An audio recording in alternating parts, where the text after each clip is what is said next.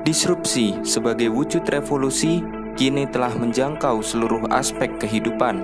Salah satunya ialah dunia industri yang memiliki pengaruh besar terhadap peradaban manusia. Pada revolusi industri 4.0 seperti sekarang, melalui Internet of Things atau IoT, muncul beragam inovasi dan terjadinya perubahan struktur, khususnya di lingkungan perusahaan. Hampir di setiap lini kehidupan kini ditunjang oleh kecanggihan teknologi yang tampak dari penggunaan big data, cyber security, cloud computing, automation smart factory, hingga cyber physical system. Sumber daya manusia menjadi aspek yang paling terdampak adanya disrupsi teknologi ini melalui pengintegrasian Internet of Things, Artificial Intelligence, Cyber Physical System, Cloud Computing, robotika berdasarkan sistem, dan additive manufacturing.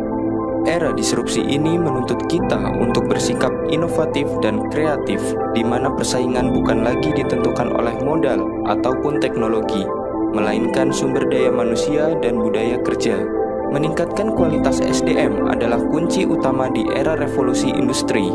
Kemajuan teknologi dan inovasi harus terus didorong agar kita tetap bisa bersaing di tengah perkembangan teknologi yang semakin canggih. Anak muda adalah pemilik masa depan. Mereka yang akan menghadapi era disrupsi ini, pembentukan karakter, serta kepedulian dan keterlibatan mereka terhadap peningkatan SDM sangatlah penting. Oleh karena itu, peningkatan SDM bisa dilakukan oleh sektor perusahaan maupun sektor pendidikan.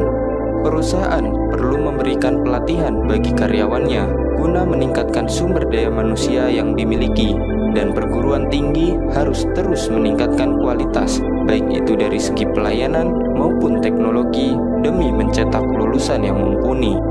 Era disrupsi adalah sebuah peluang sekaligus tantangan terhadap praktek manajemen sumber daya manusia saat ini. Sumber daya manusia adalah aspek paling penting dalam sebuah perusahaan, karena dengan sumber daya manusia yang baik akan memberikan kemajuan terhadap suatu perusahaan. Menurut Donald Christopher Lantu, dalam menghadapi era disrupsi terdapat beberapa kemampuan yang harus dimiliki, antara lain conceptual skill. SDM di Indonesia harus memiliki kemampuan konseptual, bagaimana membuat perencanaan bisnis sampai dengan strategi pembuatan keputusan ketika mendapatkan kendala dalam sebuah organisasi. Business skill. Donald mengatakan seseorang harus mempunyai business skill untuk menarik perhatian konsumen di tengah maraknya marketplace yang ada. Organizational skill.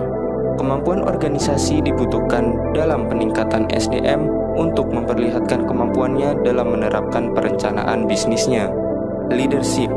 SDM yang mumpuni harus mempunyai kemampuan leadership agar terjalin kerjasama yang baik antar anggota.